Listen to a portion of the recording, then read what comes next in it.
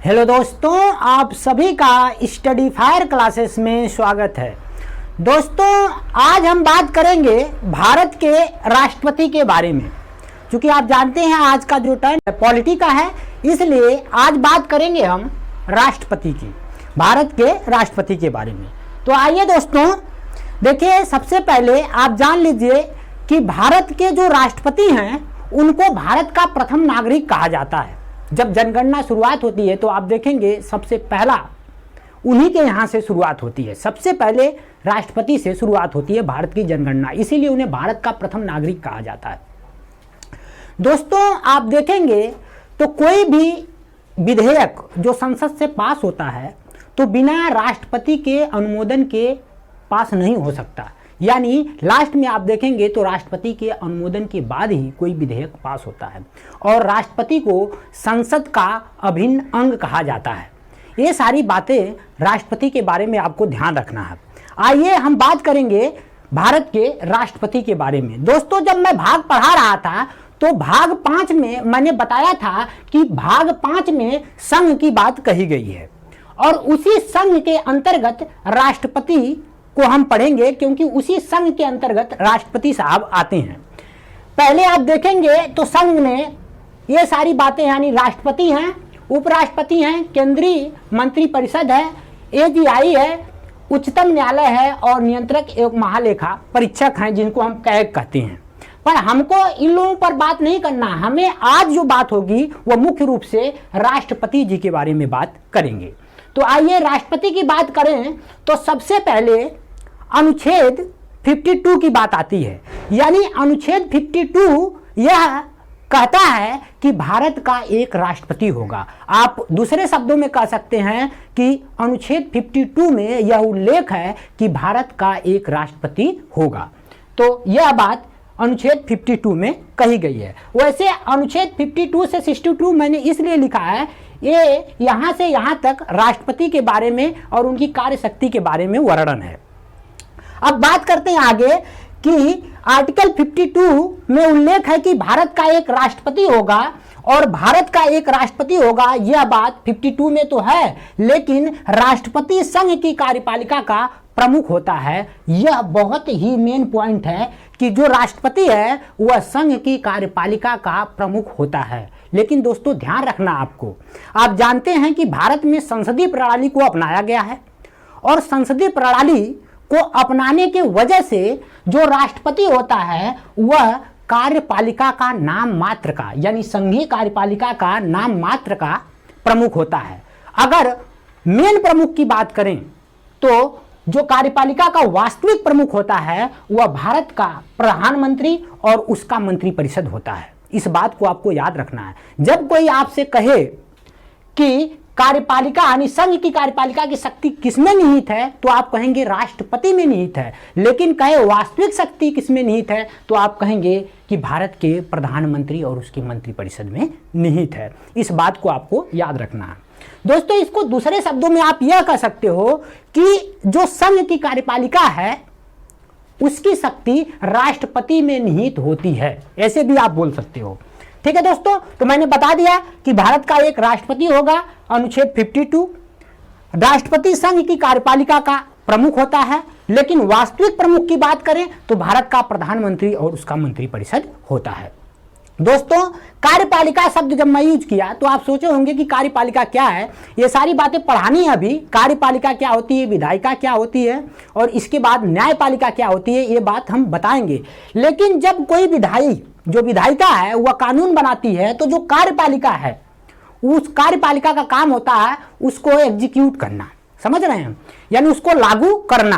तो कार्यपालिका में किसको किसको हम काउंट करते हैं तो आप देखेंगे राष्ट्रपति साहब आते हैं, उपराष्ट्रपति आते हैं, प्रधानमंत्री और उनका मंत्रिपरिषद जो है, इनको कार्यपालिका के अंतर्गत रखा गया है। तो इसी कार्यपालिका का जो प्रमुख है, यानी संघ की कार्यपालिका का प्रमुख, वो राष्ट्रपति होता है। यह बात आपको मैंने बता दिया है। अब आगे बढ़ेंगे दोस्तों, ये चीजें अभी नहीं बताएंगे, ये लास्ट में बताएंगे, क्योंकि इधर जगह नहीं था तो मैंने इधर लिख लिया था। पर अब आप बात करेंगे राष्ट्रपति की योग्यता का। आप जानते हैं राष्ट्रपति कोई बनेगा तो उनकी योग्यता की बात आएगी, उनके निर्वाचन की बात आएगी। तो पहले बात करेंगे राष्ट्रपति की योग्यता। दोस्तों, राष्ट्रपति की योग्यता का जिक्र जो है अनुच्छेद 58 में है, यानी आर्टिकल 58 में किसका उल्लेख मिलता है, तो आप कहेंगे राष्ट्रपति की योग्यता का। अब बात करेंगे कि भारत का जो नागरिक, पहला देखिए, पहला पॉइंट राष्ट्रपति की योग्यता में क्या है कि भारत का नागरिक होना चाहिए। आप राष्ट्रपति अगर बनना चाहते हैं तो पहला कंडीशन क्या है कि भारत के नागरिक आप हों। दूसरा, न्यूनतम आयु कम से कम 35 वर्ष पूरी कर चुके हों। तो न्यूनतम आयु कितनी होना चाहिए, 35 वर्ष। देखिए बार बार पूछता है, ये 3 चीजें यहाँ आती हैं और ये इंपॉर्टेंट पॉइंट है। अगर कहे लोकसभा के सदस्य की न्यूनतम आयु, तो आप कहेंगे कि उनका जो एज होगा वह 25 साल होगा। लेकिन अगर कहे राज्यसभा का जो सदस्य होता है तो 30 साल। लेकिन अगर राष्ट्रपति या राज्यपाल की बात करें तो उनकी एज की बात आती है तो 35 वर्ष। ये तीनों चीजों को आपको याद रखना है। बात करेंगे तीसरा पॉइंट कि जो लोकसभा का सदस्य बनने योग्य होना चाहिए। अगर वो लोकसभा का सदस्य बनने योग्य हैं तभी राष्ट्रपति की योग्यता उनको प्राप्त है या मानी जाएगी। आगे, चुनाव के समय लाभ का पद धारण नहीं करता हो। कहने का मतलब कि जब आप राष्ट्रपति का जो है चुनाव लड़ने जा रहे हैं तो यह भी देखा जाता है कि आप उस समय कोई सरकारी नौकरी या ऐसा कोई लाभ का पद तो नहीं ले रहे हैं।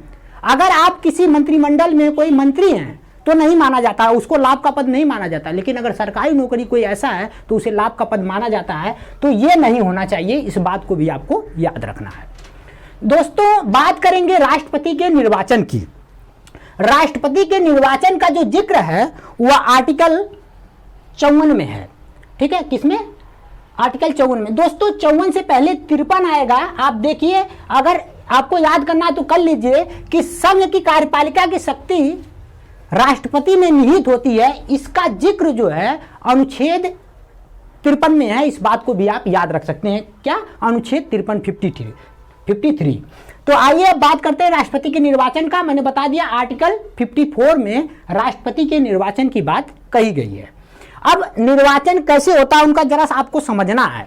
आप ये फिगर देखिए, यानी कैसे उनका निर्वाचन होगा राष्ट्रपति साहब का। देखिए मैंने वोट प्रक्रिया के बारे में लिखा है। क्या, लोकसभा के निर्वाचित सदस्य, ध्यान रखिए लोकसभा के निर्वाचित सदस्य की बात होती है। जब राष्ट्रपति के चुनाव की बात आती है तो लोकसभा के निर्वाचित सदस्य, राज्यसभा के निर्वाचित सदस्य और इसके बाद विधानसभा के एमएलए, जिनको आप कहते हो विधायक।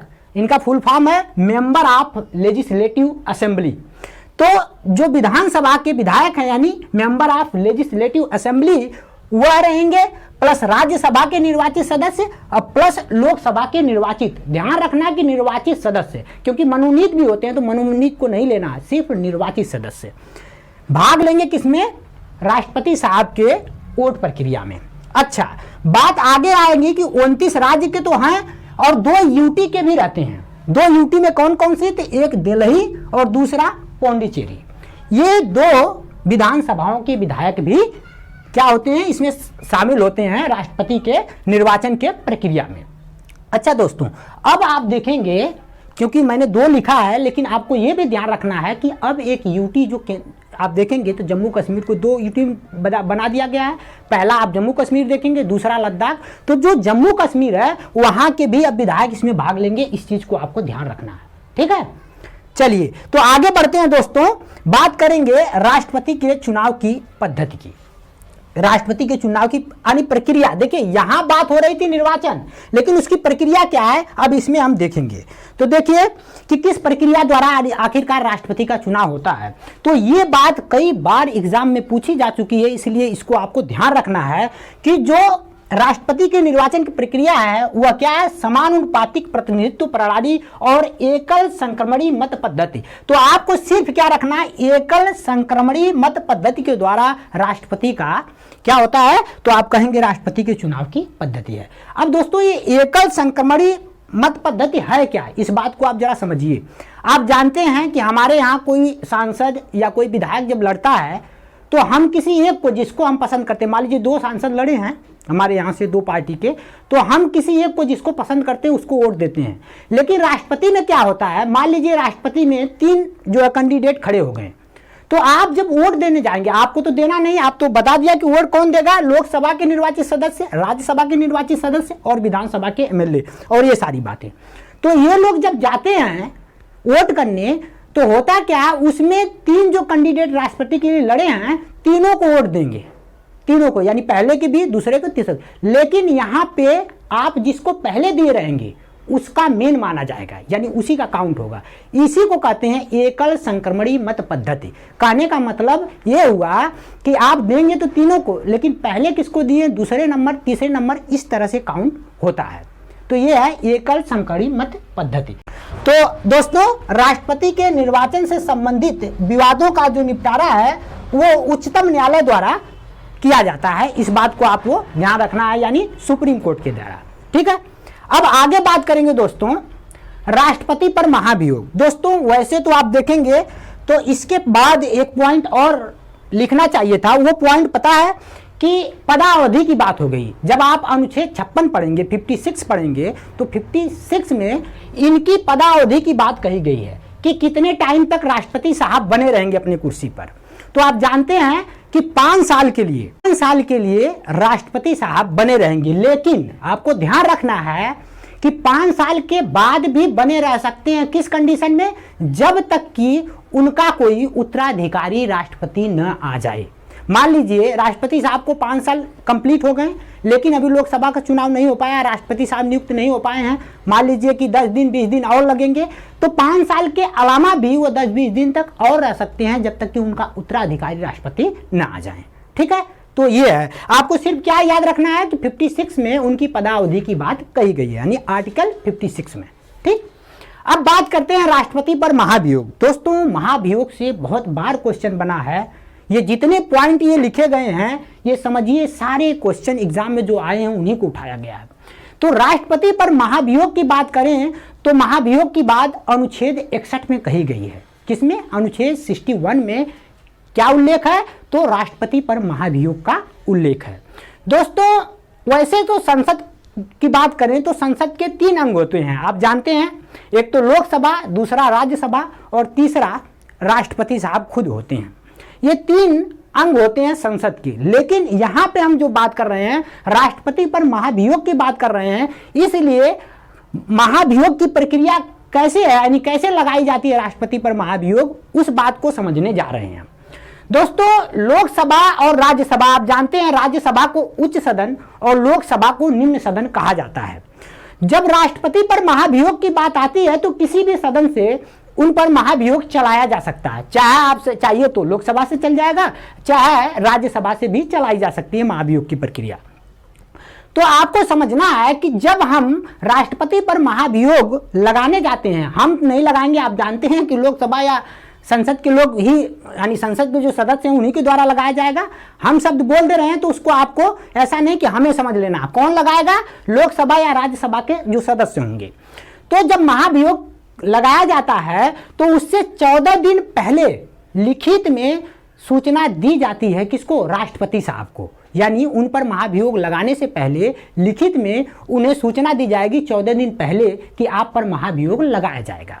और ये महाभियोग लगाया क्यों जाता है, संविधान के अतिक्रमण करने पर, यानी ऐसा लगता है कि राष्ट्रपति साहब जो हैं वह संविधान का अतिक्रमण कर रहे हैं या संविधान की अवहेलना कर रहे हैं, तो उन पर महाभियोग लगाया जा सकता है।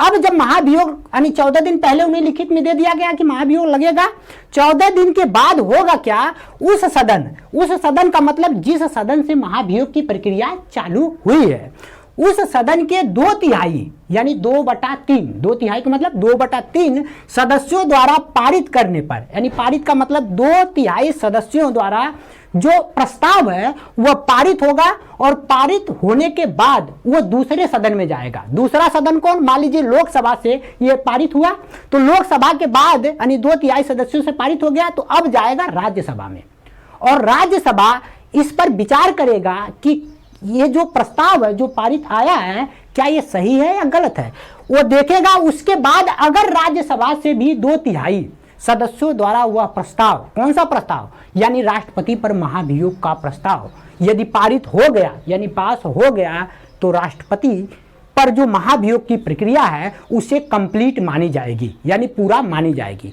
और उसी समय राष्ट्रपति साहब को अपने पद से हटना पड़ेगा। इसी को हम कहते हैं महाभियोग लगाना। ठीक है, तो इस बात को महाभियोग को बहुत आसान है, समझ पाएंगे आप कि 14 दिन पहले पहले उन्हें लिखित में देना पड़ेगा। अब लिखित में पा गए तो 14 दिन के बाद भाई किसी भी सदन से जिससे स्टार्ट हुआ है, मान लीजिए लोकसभा से स्टार्ट हुआ है तो 2/3 सदस्यों द्वारा यहां से पास होगा, आगे जाएगा राज्यसभा में, यहां से 2/3 सदस्यों द्वारा पास होगा, और जब दोनों जगह से पास हो जाएगा तब राष्ट्रपति साहब की महाभियोग की प्रक्रिया पूरी हो जाएगी और उन्हें हटा दिया जाएगा, बस। अब आगे बढ़ते हैं, राष्ट्रपति के अधिकार, यानी राष्ट्रपति के अधिकार क्या क्या हैं। दोस्तों, राष्ट्रपति के अधिकार की बात करें तो आप देखेंगे कि राष्ट्रपति के निम्नलिखित अधिकार कौन कौन से हैं, नीचे मैंने डिफाइन किया, आप देखिए। प्रधानमंत्री की सलाह पर मंत्रिपरिषद का जो है नियुक्ति, यानी कहने का मतलब प्रधानमंत्री की सलाह पर राष्ट्रपति साहब जो मंत्रिपरिषद है उसकी नियुक्ति करेंगे। अब बात करेंगे सुप्रीम कोर्ट और हाई कोर्ट के मुख्य न्यायाधीशों की नियुक्ति कौन करता है, आपसे पूछे तो ये भी राष्ट्रपति के अधिकार क्षेत्र में आता है, यानी भारत के राष्ट्रपति साहब करते हैं। दोस्तों, ये जो पॉइंट है इनसे कई बार क्वेश्चन बने हैं, ये छोटे पॉइंट हैं लेकिन पेपर में जब वन लाइनर में क्वेश्चन बनता है कि मुख्य यानी हाई कोर्ट और सुप्रीम कोर्ट के जो मुख्य न्यायाधीश हैं उनकी नियुक्ति कौन करता है, तो फिर आपको अगर पता नहीं रहेगा कि राष्ट्रपति करता है उसमें, क्योंकि ऑप्शन में प्रधानमंत्री देगा, राष्ट्रपति देगा, राज्यपाल दे देगा, तो फिर आप कंफ्यूज हो जाएंगे। इसलिए आपको याद रखना है कि जो सुप्रीम कोर्ट है और हाई कोर्ट के जो मुख्य न्यायाधीश हैं उनकी नियुक्ति कौन करता है, तो भारत का राष्ट्रपति करता है। दोस्तों, आगे बात करें एजीआई। अब ये सब देखिए, ये सारी चीजें इनके बारे में जब पढ़ाएंगे एजीआई क्या होता है तो ये सारी बातें हम आपको बताएंगे। अभी आपको याद रखना है कि एजीआई की नियुक्ति भी कौन करता है, तो भारत का राष्ट्रपति। लोक सेवा आयोग के अध्यक्ष एवं सदस्यों का भी अगर कोई नियुक्ति करता है तो वो भारत का राष्ट्रपति करता है। दोस्तों, लोकसभा का मतलब आप समझ रहे होंगे, जैसे यूपीएससी वगैरह के जो सदस्य होते हैं, और यूपीएससी का जिक्र आप देखेंगे तो अनुच्छेद 315 में किया गया है, इसको भी आप याद रख सकते हैं। उसी तरह वित्त आयोग के सदस्यों की नियुक्ति कौन करता है, तो भारत का राष्ट्रपति करता है। राज्यों के राज्यपाल, आप जानते हैं जो हर राज्य के जो राज्यपाल हैं उनकी नियुक्ति भी कौन करता है, तो भारत का राष्ट्रपति करता है। और राष्ट्रपति जब चाहे तब राज्यपाल साहब को हटा भी सकता है। और इसके बाद कैग जो होता है, कंट्रोलर ऑडिटर जनरल जिसको हम कहते हैं, भारत के कैग का नियुक्ति भी कौन करता है, तो आप कहेंगे भारत का राष्ट्रपति। ये जो बातें पॉइंट हैं दोस्तों, इनको आपको याद होना चाहिए क्योंकि यहां से क्वेश्चन बने हैं।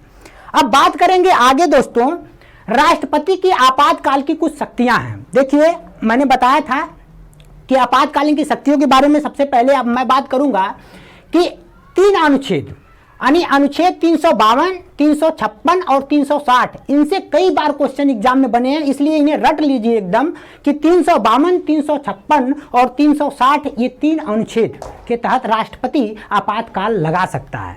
पहला बात करेंगे हम कि 352 की, तो अनुच्छेद 352 के तहत राष्ट्रीय आपातकाल लगाया जाता है। क्या 352 के तहत जो है राष्ट्र में यानी भारत में राष्ट्रीय आपातकाल लगेगा। और उसके कौन कौन से यानी किस स्थिति में जो आपातकाल लगेगा, तो आप कहेंगे युद्ध की स्थिति में, दूसरा बाढ़ आक्रमण कोई हो गया अपने देश पर तब, और तीसरा सशस्त्र विद्रोह तब लगता है आपात। वैसे दोस्तों आप देखेंगे तो जो ये राष्ट्रीय आपातकाल है अब तक 3 बार लग चुका है। कितनी बार? 3 बार।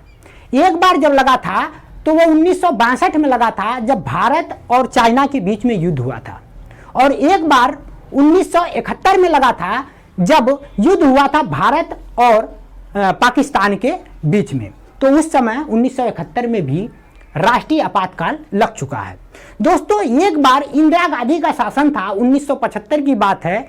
आंतरिक अशांति के आधार पे इंदिरा गांधी जी ने एक तरह से लगवाया था क्या? आपातकाल। तो इसको भी आपको याद रखना, क्यों? क्योंकि ये पूछ चुका है कि एक बार यानी राष्ट्रीय आपातकाल भारत में लगा है, लेकिन आंतरिक अशांति के आधार पर कब लगा है? तो 1975 में। किसकी सरकार थी? तो इंदिरा गांधी की सरकार थी। 1975 में आंतरिक अशांति के आधार पर राष्ट्रपति शासन लग चुका है, लेकिन अब उसे खत्म कर दिया गया। इस बात को भी ध्यान रखना। आप 3 ही चीजें, या तो ये 2, या तो बाह्य आक्रमण, या तो सशस्त्र विद्रोह। आंतरिक अशांति के आधार पे अब जो है राष्ट्रीय आपातकाल नहीं लगाया जा सकता, उसे संशोधन करके हटा दिया गया। इस बात को आपको याद रखना है, ठीक है। अब आगे बात करेंगे 356 की। दोस्तों अनुच्छेद 356 के तहत राज्यों में राष्ट्रपति शासन लगाया जाता है। आप जानते हैं राष्ट्रपति शासन किसी भी राज्य में लगाया जा सकता है। तो किसके तहत? 356 के तहत। आप देखेंगे तो सबसे ज्यादा बार जो राष्ट्रपति शासन यानी राज्य में जो लगा है वह सबसे ज्यादा बार देखेंगे तो वह दो राज्य हैं, एक उत्तर प्रदेश और एक मणिपुर। दोनों में 10-10 बार राष्ट्रपति शासन लग चुका है। क्वेश्चन ये पूछ चुका है कि सबसे ज्यादा बार कौन सा राज्य है जहां पे राष्ट्रपति शासन लगा है, तो आप कहेंगे उत्तर प्रदेश। ठीक है, उत्तर प्रदेश का जो है एकदम आपको याद होना चाहिए। ऑप्शन में उत्तर प्रदेश ना हो तब आप मणिपुर पे जा सकते हैं। दोस्तों अब बात करते हैं आर्टिकल 360 की। तो 360 की बात करेंगे, अनुच्छेद 360 की, तो उसमें वित्तीय आपातकाल का प्रावधान है या वित्तीय आपातकाल का उल्लेख है। और जो वित्तीय आपातकाल है दोस्तों, ये अभी तक भारत में एक बार भी नहीं लगा है। तो हो सकता है जो पेपर बनाने वाला हो ये पूछ सकता है कि वह कौन सा आपातकाल है जो भारत में एक बार भी नहीं लगा है, तो आप कहेंगे वित्तीय आपातकाल। किसमें उल्लेख है? तो अनुच्छेद 360 में उल्लेख है। और आप देखेंगे राज्यों में जो राष्ट्रपति शासन वो बहुत बार लग चुका है, तो ऐसे नहीं पूछेगा, यूनिक चीजें पूछता है। जैसे 3 बार राष्ट्रीय आपातकाल लगा तो वो पूछ सकता है कब कब, तो आप कहेंगे 1962, 1971 और इसके बाद 1900 आप देखेंगे 75 में। ठीक है, ये तीनों चीजें आपको याद होना चाहिए। ठीक, और 1975 वाला क्या है? तो आंतरिक अशांति के आधार पर राष्ट्रीय आपातकाल। ठीक, अब आगे बढ़िए। अब बात करते हैं कुछ महत्वपूर्ण पॉइंट का दोस्तों, इनको भी आपको एकदम याद रखना है क्योंकि यहां से भी क्वेश्चन बने हैं। देखिए बात करेंगे कि आर्टिकल 72 की, तो जो राष्ट्रपति साहब हैं उनके पास शक्ति है, यानी उन्हें कौन शक्ति देता है? अनुच्छेद 72 शक्ति देता है, वह चाहे तो क्षमादान कर सकते हैं। कहने का मतलब अगर किसी को मौत की सजा है तो उसकी मौत की सजा को माफ कर सकते हैं, या किसी को बहुत ज्यादा ग्रेविटी वाली सजा है, ग्रेविटी वाली सजा का मतलब होता है कि किसी को बहुत तगड़ी सजा मिल गई हो तो उसको वो कम कर सकते हैं, यानी उसकी इंटेंसिटी को वह चाहे राष्ट्रपति साहब तो कम कर सकते हैं। कहने का मतलब देखिए ऐसे समझिए सिंपली में कि मान लीजिए आपको 10 साल की सजा है तो राष्ट्रपति साहब चाहें तो सजा को कम कर सकते हैं। ठीक है, उसी तरह से मान लीजिए काले पानी की सजा है तो उसको चाहें तो वो कम कर सकते हैं, यानी आपको कोई ऐसी पनिशमेंट होगा जिसमें आपको कम जो है दुख होगा। तो इस बात को आप समझिए कि 72 यानी अनुच्छेद 72 के तहत क्षमादान की प्रक्रिया है। अब ऐसे देखिए पेपर में जो क्वेश्चन आते हैं ना सिंपली आएंगे कि राष्ट्रपति को समाधान का जो एक तरह से अधिकार मिलता है वो कौन सा अनुच्छेद देता है, तो राष्ट्रपति को समाधान का अधिकार कौन सा अनुच्छेद देगा, तो आप कहेंगे अनुच्छेद 72 देगा। ठीक है, अब आर्टिकल 108 की बात करते हैं दोस्तों। जो आर्टिकल 108 है यानी आर्टिकल 108 में संयुक्त अधिवेशन की बात है। संयुक्त अधिवेशन मैं बोल दे रहा हूं, आप इसको बढ़िया से सुने। यानी आर्टिकल 108 के तहत राष्ट्रपति जो है संयुक्त अधिवेशन बुला सकता है। ठीक है, तो संयुक्त अधिवेशन किस अनुच्छेद के तहत राष्ट्रपति बुला सकता है, तो आप कहेंगे अनुच्छेद 108 के तहत। और उसकी अध्यक्षता, देखिए संयुक्त अधिवेशन तो राष्ट्रपति 108 के तहत बुला सकता है, लेकिन उसकी अध्यक्षता हमेशा ध्यान रखना है कि वो लोकसभा का अध्यक्ष करता है। ये क्वेश्चन बन चुका है। ठीक है, अब आगे बढ़ते हैं, आर्टिकल 123 की बात करते हैं। तो राष्ट्रपति के पास शक्ति है किसके तहत, अनुच्छेद 123 के तहत, कि वह अध्यादेश जारी कर सकते हैं। यानी सपोज दैट मान लीजिए कि हमारा जो दोनों सदन है यानी राज्यसभा और लोकसभा, मान लीजिए उस समय, यानी देखिए वैसे तो आप देखेंगे राज्यसभा के बारे में पढ़ेंगे तो इसको कभी विघटन इसका नहीं होता, ये जो है कि स्थायी जो सदन है अस्थायी लोकसभा है। मान लीजिए किसी कारणवश कोई जरूरत आ गई किसी बिल को पारित करने की, तो अध्यादेश के जरिए जो राष्ट्रपति साहब हैं उसे पारित कर सकते हैं। बस आपको इतना ही याद रखना है। आगे बढ़िए तो बात करेंगे आर्टिकल 143 की, यानी 143 की, तो एससी से परामर्श। कहने का मतलब सुप्रीम कोर्ट जो है यानी उच्चतम न्यायालय जो है उससे परामर्श की शक्ति राष्ट्रपति के पास है, और वह शक्ति कौन सा अनुच्छेद उन्हें देता है, तो आप कहेंगे 143 यानी 143 अनुच्छेद के तहत राष्ट्रपति जो है सुप्रीम कोर्ट से परामर्श ले सकते हैं, लेकिन उसके लिए बाध्य नहीं है। इस बात को याद रखिए कि उसके लिए जो है बाध्य नहीं है। अब आगे बढ़ते हैं तो कुछ इंपॉर्टेंट पॉइंट में यह भी है कि देश के तीनों सेनाओं का प्रमुख होता है भारत का राष्ट्रपति। दोस्तों भारत के जो राष्ट्रपति हैं वह तीनों सेनाओं का मतलब क्या है? आप कहेंगे थल सेना, जल सेना और वायु सेना, तीनों सेनाओं के प्रमुख अगर कोई होता है तो आदरणीय जो है राष्ट्रपति साहब हैं। इस बात को आपको याद रखना है। बात आगे करेंगे, राष्ट्रपति अपना त्याग पत्र किन्हें देता है? तो जो राष्ट्रपति साहब हैं वो अपना त्याग पत्र जो है उपराष्ट्रपति को देंगे। अच्छा, दूसरी बात ये भी याद रखना है, अगर उपराष्ट्रपति साहब को त्याग पत्र देना है तो वह राष्ट्रपति साहब को देंगे। इस बात को आपको ध्यान रखना है। और दोस्तों एक बात और ध्यान रखना है इसमें कि राष्ट्रपति अपना त्याग पत्र उपराष्ट्रपति को देते हैं। अब मान लीजिए कि किसी कारणवश उपराष्ट्रपति और राष्ट्रपति दोनों नहीं है अपने पद पर, तो उस समय जो भारत का सुप्रीम कोर्ट है उसके मुख्य न्यायाधीश मतलब समझ रहे होंगे, सुप्रीम कोर्ट के जो मुख्य न्यायाधीश हैं वह इनका जो है कि योगदान निभाएंगे। कहने का मतलब राष्ट्रपति के रूप में काम करेंगे। और ऐसा एक बार हो चुका है, ये क्वेश्चन बन चुका है कि वह एकमात्र मुख्य न्यायाधीश सुप्रीम कोर्ट के कौन है जिन्होंने राष्ट्रपति के रूप में काम किया है? तो आप कहेंगे यम हिदायतुल्लाह। कौन? यम हिदायतुल्लाह। इस बात को आपको याद रहना चाहिए दोस्तों। राष्ट्रपति, अब इसके आगे हम बात करेंगे दोस्तों, संसद के सदस्यों को चुनने की शक्ति राष्ट्रपति के पास होती है और लोकसभा के 2 सदस्य आंग्ल भारतीय जो हैं उनको राष्ट्रपति साहब यानी लोकसभा के लिए 2 सदस्य चुनते हैं। उसी तरह से आप देखेंगे तो राज्यसभा के टोटल 12 सदस्य हैं जो कि कला, साहित्य, पत्रकारिता या विज्ञान या सामाजिक कार्यों में जो निपुण हैं उन्हें चुना जाता है राष्ट्रपति द्वारा राज्यसभा के लिए। तो इस बात को आपको याद रखना है। सिर्फ आपको क्या याद रखना है कि जो राष्ट्रपति हैं वह लोकसभा के कितने सदस्य चुनेंगे? तो आप कहेंगे 2, राज्यसभा के कितने? 12। बस इतना ही याद रखना, बहुत ज्यादा आपको परेशान नहीं होने। राष्ट्रपति के वेतन की बात करें दोस्तों, तो जो राष्ट्रपति का वेतन है वह 5 लाख रुपए है। इस बात को आपको याद रखना। कितने? 5 लाख रुपए। और ये भी जो राष्ट्रपति का जो आप वेतन 5 लाख रुपए देख रहे हैं ये टैक्स फ्री होता है। हर चीजों पर टैक्स लगता है लेकिन राष्ट्रपति साहब का जो वेतन है उस पर टैक्स वगैरह नहीं लगता। इस बात को भी आपको याद रखना है। ठीक है दोस्तों। उन्हें वैसे भी आप देखेंगे आवास वगैरह सब सुविधा होती है, सब कुछ मिलता है। ये सारी बातें हैं जिसको आपको याद रखना है। हालांकि आप सिर्फ इतना ही याद रखिए कि राष्ट्रपति का जो वेतन होता है वह 5 लाख रुपए है। अच्छा दोस्तों, आगे कुछ और महत्वपूर्ण है पॉइंट, इनको भी आपको याद रखना है। अगर आपसे क्वेश्चन बने पेपर में कि भारत का एकमात्र राष्ट्रपति जो 2 बार रह चुका है तो आप कहेंगे डॉक्टर राजेंद्र प्रसाद। एकमात्र राष्ट्रपति ऐसे हैं जो 2 बार राष्ट्रपति रह चुके हैं भारत के। उसी तरह अगर पूछे कि पहली महिला राष्ट्रपति कौन है भारत की, तो आप रह चुकी हैं, तो आप कहेंगे प्रतिभा पाटिल, यानी प्रतिभा देवी पाटिल जी जो है पहली महिला राष्ट्रपति रह चुकी हैं भारत की। ठीक है। उसी तरह से अगर पूछे कि वह कौन से एकमात्र राष्ट्रपति हैं जो निर्विरोध जीतने वाले हैं, तो आप कहेंगे कि निर्विरोध जीतने वाले एकमात्र राष्ट्रपति वह नीलम संजीव रेड्डी जी हैं। कौन? नीलम संजीव रेड्डी जी हैं, एकमात्र ऐसे राष्ट्रपति हैं जो निर्विरोध जीते थे। ठीक है। उसी तरह से अगर आपसे पूछे कि वह एकमात्र कौन से राष्ट्रपति हैं जिन्होंने जेबी वीटो पावर का इस्तेमाल किया था, तो आप कहेंगे ज्ञानी जेल सिंह। ये जेबी वीटो पावर शक्ति क्या है आप जरा इसको समझिए दोस्तों।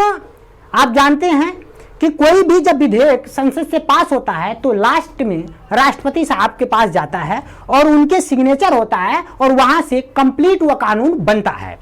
अब मान लीजिए कि कोई संसद से कानून बना, यानी कोई विधेयक बना और वो राष्ट्रपति साहब के पास गया और राष्ट्रपति साहब को अगर ऐसा लगा कि यह जो है कानून ठीक नहीं है या मान लीजिए कि संविधान के खिलाफ है, तो वह क्या करेंगे, उसको चुपचाप अपने पास ही रख लेंगे। उसी को कहा जाता है जेबी वीटो पावर, यानी एक तरह से उसे ये अपने पास रख लेंगे अनंत निश्चित काल के लिए, यानी अनंत काल के लिए उसे अपने पास ही रख लेंगे और वह कानून हो सकता है कि न पास हो पाए। समझ रहे हैं। अब कोई दूसरा जब बनेगा राष्ट्रपति तब तो उसको देखेगा कि भाई पास होने लायक या नहीं, लेकिन जब तक वो हैं तब तक अनंत काल के लिए वो रख लेते हैं। तो ये ऐसा करने वाले एकमात्र राष्ट्रपति जो रहे हैं वो ज्ञानी जेल सिंह। इनका नाम देखेंगे तो ज्ञानी जेल सिंह है, लेकिन ये निपढ़ा थे। इस बात को भी आप याद रख सकते हैं कि ज्ञानी जेल सिंह जो है ये राष्ट्रपति रह चुके हैं। ठीक, जेबी वीटो पावर का इस्तेमाल करने वाले पहले राष्ट्रपति। दोस्तों ये सारी बातें हैं। वैसे आप देखेंगे तो ये भी पूछ चुका है क्वेश्चन कि वह कितने राष्ट्रपति अब तक ऐसे रहे हैं जो अपने कार्यकाल के दौरान मृत्यु हो गई है। तो आप याद रख सकते हैं जैसे 2 राष्ट्रपति रह चुके हैं जिनका कार्यकाल के दौरान निधन हो गया है। उसमें आप देखेंगे तो फखरुद्दीन अली अहमद का नाम आता है, फखरुद्दीन अली अहमद, जो कि असम के रहने वाले थे। और एक व्यक्ति हैं उनका नाम है जाकिर हुसैन। दोस्तों यानी फखरुद्दीन अली अहमद और जाकिर हुसैन 2 ऐसे राष्ट्रपति रह चुके हैं जिनका कार्यकाल के दौरान निधन हो चुका है। तो ये पूछ सकता है, इसको आपको याद रखना है। तो दोस्तों इस तरह से बहुत सारी बातें हैं जिनको आपको, ये सारी चीजें यानी इतनी इंपॉर्टेंट चीजें हैं, इनको आपको याद रखना है क्योंकि इनसे क्वेश्चन खूब बने हैं। और आर्टिकल जो है ना, जैसे राष्ट्रपति की बात किस आर्टिकल में कही गई है 52 में, उनके महाभियोग की प्रक्रिया की बात 61 में, और संयुक्त अधिवेशन 108 में, ये सारी चीजें आपको याद होना चाहिए क्योंकि, और ये जो आपातकाल 3 है, आपातकाल भी आपको याद होना चाहिए। ठीक है, तो इस तरह से आज के लिए इतना ही रहने देते हैं दोस्तों। लेकिन आपसे रिक्वेस्ट है कि आप चैनल को शेयर, सब्सक्राइब और लाइक करें। और दोस्तों आज के लिए इतना ही, अगले लेक्चर में मिलते हैं, आपसे मुलाकात होगी। तब तक के लिए धन्यवाद।